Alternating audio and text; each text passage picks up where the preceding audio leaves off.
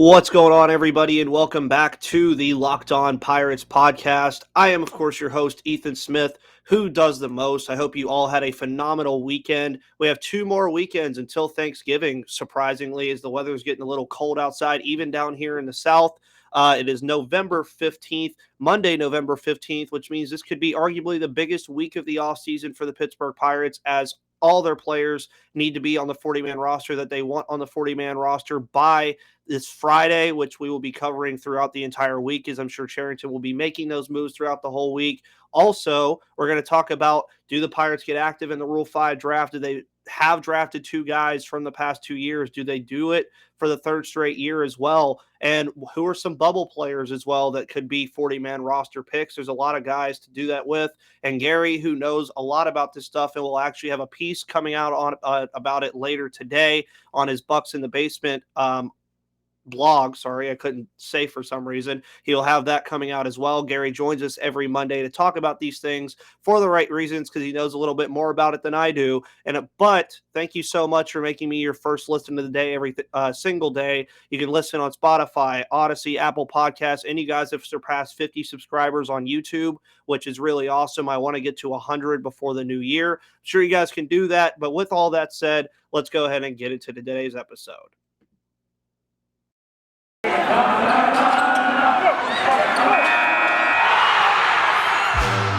You are Locked On Pirates, your daily Pittsburgh Pirates podcast. Part of the Locked On Podcast Network, your team every day.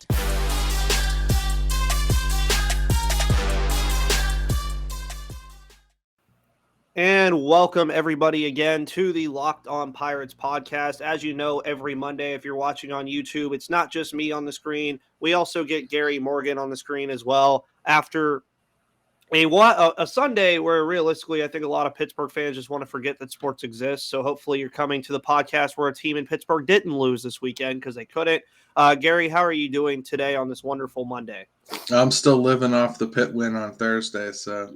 Well, even that game wasn't even really supposed to be that close either until they decided they wanted to try throw it away. Fun fact, by the way, about that game yesterday between the Steelers and the Lions, that was the 3rd game played in 7 days at Heinz Field. So you can imagine that the turf was probably a lot like that 2007 Dolphins-Steelers game that everybody loves to remember. But we are a Pittsburgh Pirates podcast here today. The offseason ramping up a little bit outside of Pittsburgh. I mean, you've seen the things about Eduardo Rodriguez declining his player option, looking for multi-year deals. The Yankees have already said they're talking to the top 5 shortstops. Toronto has been talking to Marcus Semien and Robbie Ray to re-sign. Starling Marte, future Pirate, could potentially be a Houston Astro from things I've heard from internally in the Locked On Podcast Network from other sources. But the Pirates, of course, naturally have been pretty quiet so far.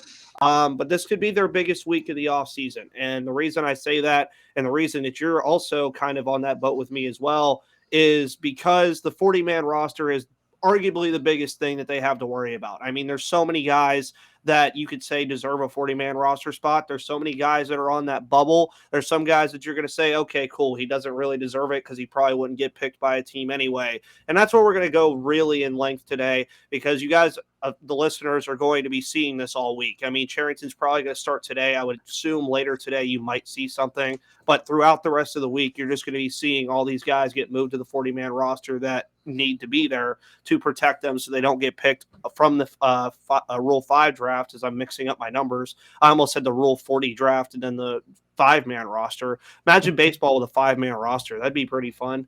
Be like some backyard baseball. Actually, you know what? Let's have fun for a second. Who would be the Pirates' 5-man roster right now? Well, first of all, shifting would be gone. Yeah. Well, actually, no, shifting would probably happen more. Yeah, with 5 people, probably, yeah. Yeah, obviously, I think those 5 are pretty easy. You need a catcher and a pitcher, Reynolds, Hayes. And then who's your 5th one? And, well, your pitcher, catcher, so Stallings, pitcher, Hayes, Reynolds, who's the 5th one? I think you kind of have to have somebody at first base, right? So probably Yoshi or Colin Moran. Okay, There we go. Does that team win 65 games? Probably not. Anyways, we're not here to talk about a 5-man roster. We're here to talk about a 40-man roster. And, Gary, I will kind of let you take the floor on some guys that could be on the bubble in terms of, are they going to end up on this 40-man roster, or are they going to be exposed to the Rule 5 draft? And I kind of want you to also start on some guys that might actually be taken in the Rule 5 draft if we do not protect them. Yeah. Well, first let's lay some Rule 5 facts out there for you. It's not as scary as we're making it sound. No. By not protecting somebody, it's not a guarantee they're gone.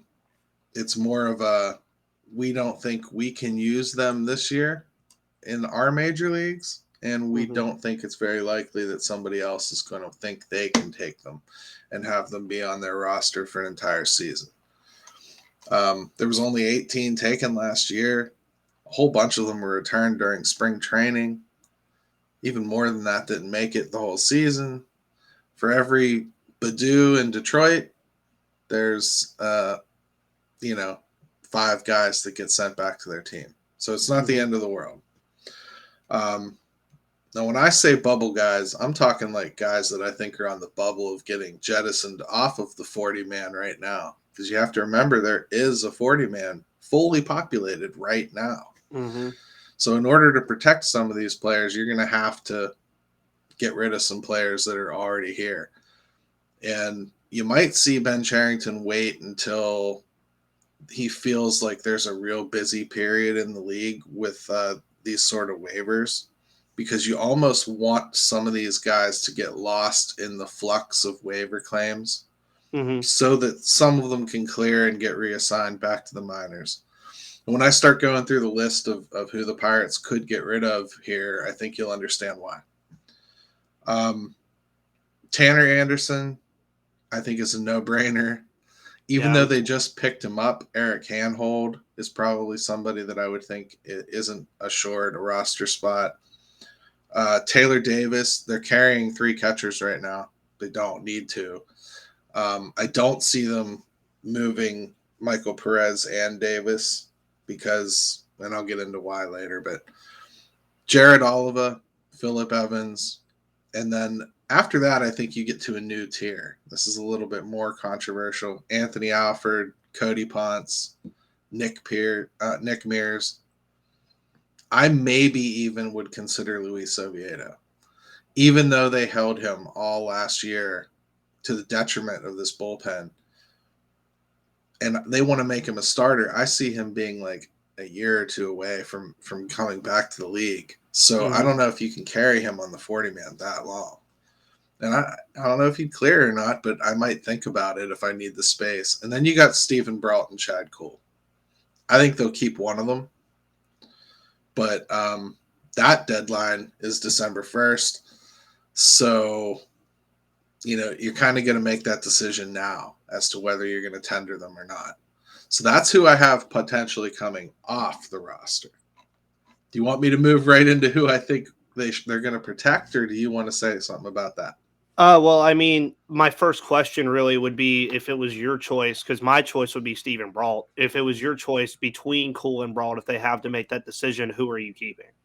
I'd probably keep Brault, left-hander. I think he's had, in general, a better track record, even if health has gotten in his way an awful lot. I also think he's already proven to be an effective bullpen arm if you need him to be.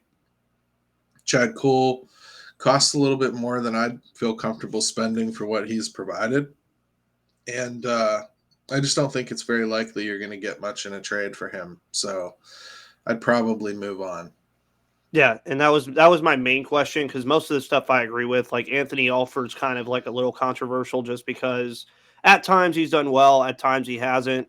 He's not very expensive. It's kind of just one of those things where he would give you outfield depth in terms of either the like AAA like he did last year or in the majors, depending on what they decide to do the rest of the off season. But I agree 100% with most of that, with what you said. But yeah, you can go ahead and move on to the guys that you think could go on to the 40-man roster. Now, I've narrowed this down. There's a lot of guys who need protection. There's just not a lot of guys that I think really are going to factor in. And I can muddy the waters and give you, 16, 17 names. But I don't see it happening. I think they're going to basically protect 5 or 6 out of this list, and I'll explain why later. Why they can't just wholesale replace everybody they take off the 40-man. But Leo Verpagero is somebody I think they have to protect. He's going to be an MLB top 100 player. He'd get snapped up. His bat probably would play now, so I'm not sure that they'd get him through. I think they'd almost have to protect him. Canaan Smith-Njigba, Travis Swaggerty, Cody Bolton, Omar Cruz, Yerry De Los Santos, Cal Mitchell, Tanaj Thomas, Jack Sawinski, Mason Martin, and Eddie Yean are all guys that I would sincerely worry about getting taken. But I don't see them all getting taken. Yeah. If I had to pick, which I would obviously, I would narrow it down to 6 or 7.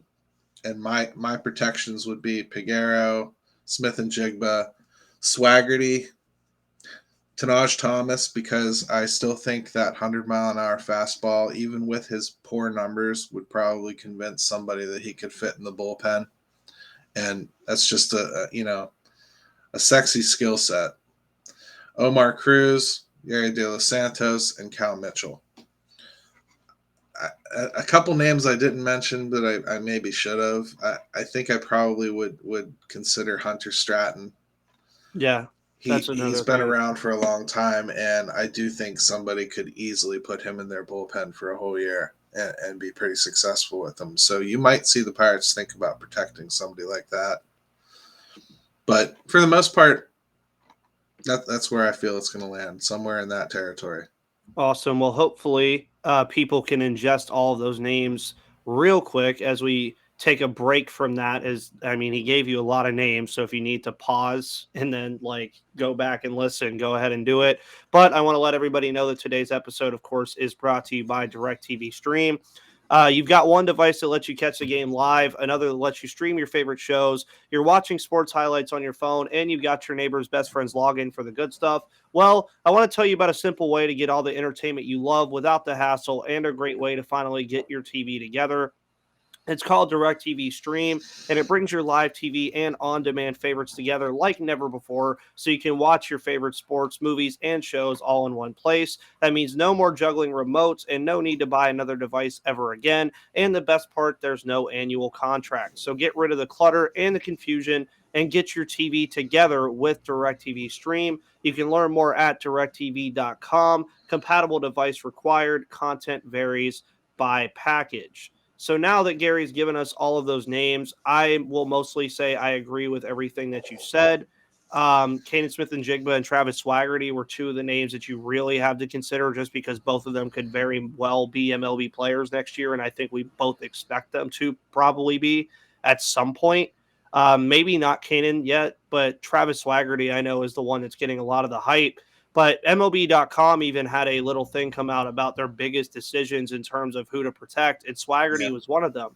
And Swaggerty, from the way it was read and the way it was said and everything, you haven't really seen that much of him. I mean, he got drafted 3 years ago, I believe. 2018. 2018, yeah. And I mean, you got to see him in 2019 at the lower levels, but then the lost 2020 season kind of impacted him and everybody else, obviously. This past year, he has injuries the entire year that just basically keep him sidelined. So is it really that much of a no-brainer to put Swaggerty on the 40-man roster with what you really haven't seen from him? No, it's not. I'm choosing to put him on because I think he's the first call-up, most likely, in the outfield batch. And I want to give Cal Mitchell and Smith-Njigba time to develop properly and let them force their way into the conversation. I think they're both highly capable of doing so. But I think Travis Swaggerty already caught their eye at the training site.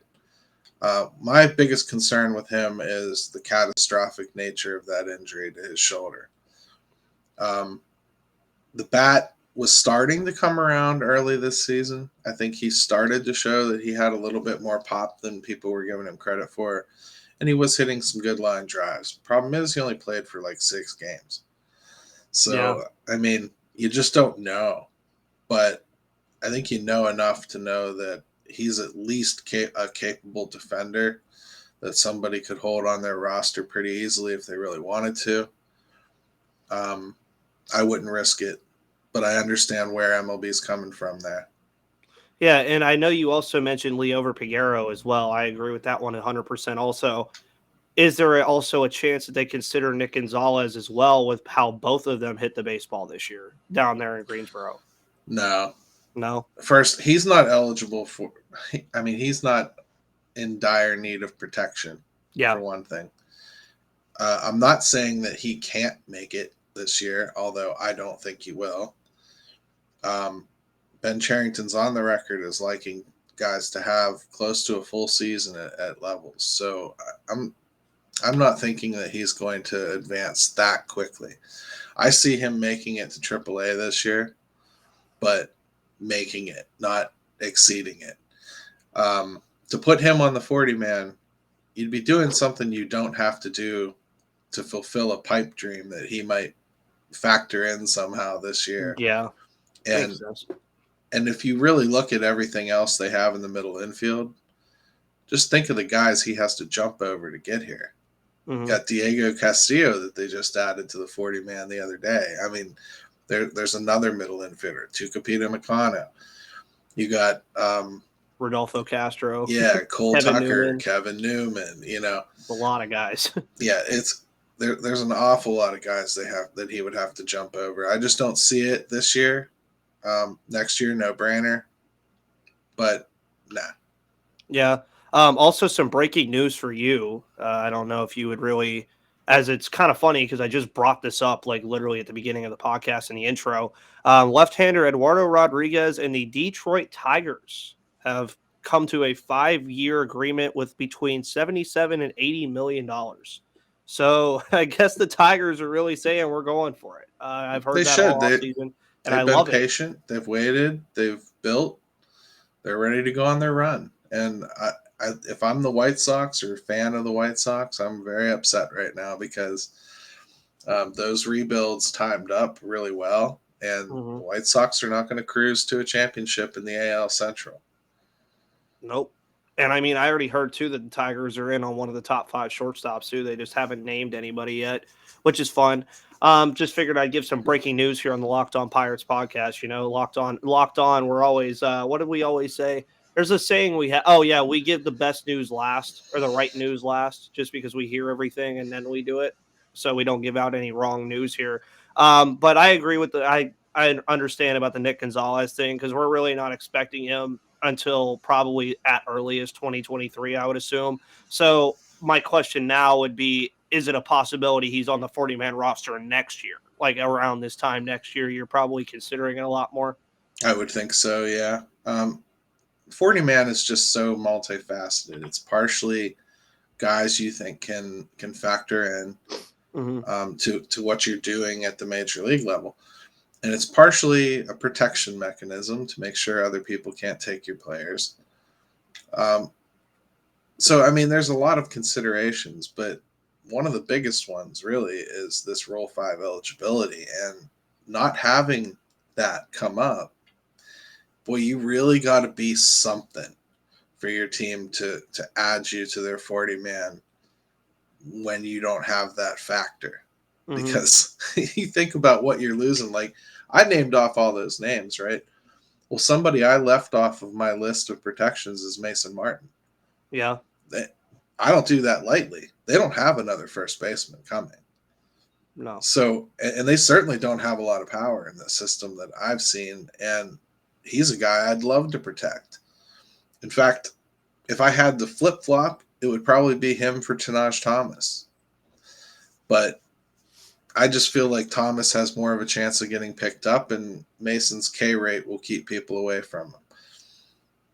That's really where I'm at. You're going to make some tough decisions, and you're going to lose some people. I also think it's a little bit difficult to go into it knowing I'm going to protect Kanan Smith-Njigba, Travis Swaggerty, and Cal Mitchell. That's 3 outfielders in AAA. While I have 3 or 4 more on my 26-man roster. So we've gone from having no outfielders to now we're protecting 7 of the 40. When you think about the big block that pitchers take up, that's a lot. So there's a lot to consider there as far as just even team makeup goes. Yeah, and I mean, it's kind of wild because at the beginning of the year, especially when I first started having you on every Monday, we were like, who's starting in the outfield? And now it's like, wait a minute, now you have 7 guys to choose from at this point. I mean, and realistically, would it shock you if 5 of them end up on the MLB roster at some point, like next year? Like, could you realistically see Ben Gamel, Brian Reynolds, Kanan Smith-Njigba, Swaggerty, and maybe even Cal Mitchell near the end of the year all on the roster with just kind of like a platoon thing going on in the corner outfield? I mean, I feel like if those players start pushing their way onto the roster, you're going to see DFAs of people like Greg Allen and Anthony Alford, and probably a trade of Ben Gamel. Mm-hmm. So probably not, but I do think that 2 of those could push their way onto the roster pretty easily this year. I don't without a lot of resistance, unless the Pirates go out and do something crazy. The other thing we didn't think about here, and the reason that I don't just wipe off that whole bubble list that I named off, I think I have 12 players picked on our current 40-man that, are pretty easy, let's get rid of them guys. The reason you don't just wipe them all out and replace them with prospects and protect them all is because you have to realize this team's going to add. Yeah, they're going to add something eventually. Yeah. I mean, they're going to bring in something, a pitcher, an outfielder, whatever it is, a new backup catcher, whatever. Well, you want somebody on your 40-man roster that you can still cut. Mm-hmm. Because let's say that you protect all those prospects. Well, when the time comes and you bring in a new pitcher, here's the decision you'll be making, and this is why you don't just do it right now. You bring in somebody like a Trevor Cahill, and then you've got to make a decision like, oh, I guess Omar Cruz isn't on our 40-man anymore. And you put him on the 40-man to protect him from the Rule 5, and then to get him off the 40-man, what do you have to do? You have to DFA him, put him through waivers where you're going to absolutely lose him because there's no protection whatsoever where he has to play for an entire season. So if you really want to lose prospects, go crazy at this stage. Well, yeah, let's hope. Well, for the part of the rebuild the Pirates are in, they cannot afford to do that. I think they said there was 3 or 4 teams where they said, realistically, you cannot afford to lose a lot of prospects right now. And that was the Pirates, the Orioles, the Rangers, and the Marlins. I think those were the 4 teams. They were they absolutely cannot lose any of these prospects. So they need to be careful in terms of what they do. And that's why we're talking about this today. And in our final segment, whenever we get to that here in a second, once I give you another ad read and another sponsor today's episode, we're going to talk about, are the Pirates going to be active in the Rule 5 draft again? Of course, thank you guys for making me and Gary your first listen of the day every Monday, as you always do. And I want to let you know about Built Bar. Built Bar, of course, is the best tasting protein bar on the market. I love Thanksgiving. All the good food and treats, and plenty of them, are always amazing. But maybe you want a yummy dessert, but it isn't so full of calories and sugar. Skip the pecan pie because it's the perfect time for Built Bars. Built Bar is the new holiday dessert. Feast on something delicious and feel good about it. One slice of pie has upwards of 300 calories, and that's on the low end. Most Built Bars are only 130 calories and only 4 grams of sugar with plenty of protein. Replace the coconut cream pie with coconut Built Bar, or go for a raspberry Built Bar instead of that raspberry pie. Lots of good flavors to replace any pie that you have on Thanksgiving. All Built Bars are low calorie, low carb, low fat, and high protein, covered in 100% real chocolate. They're also a great option for when you're hungry on Thanksgiving. So if you're waiting for your mom to finish cooking until 6 o'clock, maybe you go have a little Built Bar in the corner. That way she doesn't see you eating already. Also, there's new surprises all month here at Built Bar. Limited time flavors are arriving at built.com regularly, so check the site often. go to BuiltBar.com right now and use the promo code LOCK15, and you'll get 15% off of your order. Again, that's promo code LOCK15 for 15% off at BuiltBar.com. Trust me, I love Built Bar. I will probably have some on Thanksgiving as I wait for the food, but the pumpkin pie is something that I can't pass. I'm sorry. See, I Can't, thought that was King Hawaiian rolls for me. that, yeah. that early eating food. Yeah, the But King's Hawaiian roll, you get the 12 pack and then realize it's not there anymore because you ate all of them. Yeah, I've had that happen before. But here's a big question again, and I mean you can't exactly name any names because who really knows who's all available in the Rule 5 draft that isn't general managers and stuff, and they probably don't even really know based off of what you said earlier, where teams like to do, like when it gets really busy, they'll start making those claims. So they might not even know who's on the Rule 5 draft until they get there. That's if we even have it. I'm not sure how that works if there's a work stoppage. I don't know if you still have the Rule 5 draft if there's a work stoppage. they did in history, but every time's different. Yeah, so okay, so it'll be potentially we might not have the Rule 5 draft, but we're not going to get into that. We're assuming that we will as of right now. But do the Pirates get active in the Rule 5 draft again? Because you talked about adding a pitcher, adding an outfielder, adding a backup catcher. Do they get active in this spot again? I don't see any reason why they wouldn't if they identify somebody that they like. It's something that he likes as far as a talent acquisition mechanism, and he's done it a couple times. So, yeah, maybe. Even if they don't in the major league portion, I could definitely see them doing it in the minor league portion. That's almost more doable. So, plus those happen all the time, and people don't really report them that much. The minor league one? Yeah. Which is kind of shocking because I feel like there's probably been some players like throughout history that were picked in that minor league draft or Rule 5 draft that probably panned out really well. And I mean, Sure. I couldn't name any of them just because, like you said, they don't really cover it that often. Yeah, so our last one just got DFA'd, Shea Spitzbarth. So Yep. it's and they gave him some degree of a chance, I would say, but I think they honestly hoped he'd clear waivers and re-sign with the team, and he chose free agencies. And I'm not sure if you saw that MLB. I believe it was on MLB Network, by the way. This is kind of away from the Rule 5 draft stuff. Ben Cherington was in an interview. I said this, obviously. I mean, what are you expecting to say? But he said this anyway, so I guess we can talk about it. They asked him when he sees this Pirates team contending again, and he said sooner rather than later. Of course, coming from me, as I tweeted already, I said, what do you expect him to say? Oh, 2025? Like, what does that tell a fan base? It doesn't tell them anything. He says sooner rather than later. That's a good thing to say. But he specifically said sooner than some people think. Yeah, okay, well, yeah, that was his specific quotation. But he, what is he going to say? He's never given any kind of an indication of any timeline whatsoever. And to be honest, he could be talking about 2029 and have that statement be true, because some people think it ain't going to happen. So, what do I think he means by that, though, really? I think he means that he feels they've got more pieces in place than a lot of people are seeing. And he feels better about the team's situation than maybe he feels it's being covered. Yeah, that's always the thing. And I mean, the thing is with me too is I also I saw an article that was written by, I believe it was Mike Persak, or it was either Mike Persak or can't think of his damn name now. The other guy that does all the stuff. Yeah, Jason Mackey. Where he said, Cherington flat out said he enjoys the challenge of this rebuild. And that's something that you like to hear. Just because he's invested in it. You can tell, like, usually when a GM isn't invested in something, they're just kind of like making the necessary moves and doing everything.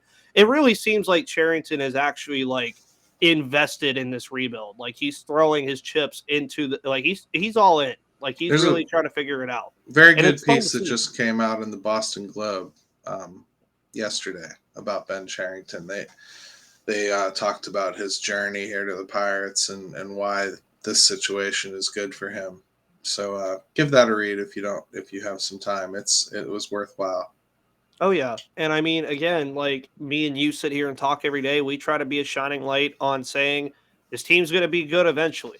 I mean, they have a lot of pieces in place. We're not saying every single piece that they have in place is going to pan out, but the team is going to be good eventually. Is 2022 going to be that year? Probably not. I mean, probably not. 2023 is when I think we can really start ramping up talks about being competitive. I'm not saying like playoff competitive, but where you can see this team maybe get to a 78 and 84, 79 and 83 kind of range, possibly. And then 2024, I think, is where you really have to start putting a label on it and saying this is probably the time where this team really needs to be good at that point. And they're on a trajectory. I mean, they're doing things a lot better than they have in the past, I think. Charrington's adding pieces consistently. He's making sure that he's doing everything correct. A lot of people didn't like him right off the get-go because he traded Josh Bell, Starling Marte, and Joe Musgrove and Jamison Taillon right when he got here. But he did it for the betterment of what he knew already when he was stepping in, that tandem of 4 or 5 players was never winning more than 80 games here. So that's what kind of my Monday message that I always like to give out about this team eventually being good. But of course, Gary probably helped everybody out, including myself, to learn a lot about this Rule 5 stuff, who could be on the 40-man by the end of the week and who might not. But Gary, where can people find that piece that I mentioned earlier and all of your other work as well? Yeah, it's in InsideTheBucksBasement.com. Craig and I took a big, deep swing at this deadline coming up on the 19th. So if you forget all the names that I rambled off, read that and something will sink in a little bit better, I hope. Oh, yeah. I'm more like, sometimes I will say I love listening to podcasts considering I do one, but I do like reading things sometimes a little bit more because I can just see what I'm looking at rather than hearing it. So I am definitely the rewind person on the podcast front. But of course, guys, you know where you can find this podcast. You can find this podcast on YouTube. You can find it on Odyssey, Apple Podcasts, Spotify. You can also find Gary's podcast on the DK Pittsburgh Sports Podcast Network as well, where they have all their stuff. You can find mine as also Locked On Pirates, of course, for Monday through Friday throughout the rest of the month. Thanksgiving, I am even thinking about doing a Thanksgiving episode just because I'll probably be bored that day. I know it's a family day, but I'll probably just hook up the stuff and make it. Be all stuffed with Built Bars. Yeah, of course. Yeah, you can't not be, right? But I also want to let you guys know, go ahead and check out Locked On Bets. They've been on fire lately. They've won 12 out of their last 14 weeks. So I always tell you guys about betting. I never win, so don't listen to me. Go listen to Euroboy Q and Lee Sterling over there. They know what they're talking about. Thank you guys for tuning into the Locked On Pirates podcast and making me and Gary your first listen today on Monday, November 15th. Hope you all have a wonderful rest of your day. Stay safe, stay warm wherever you're at, and I will see you on the flip side.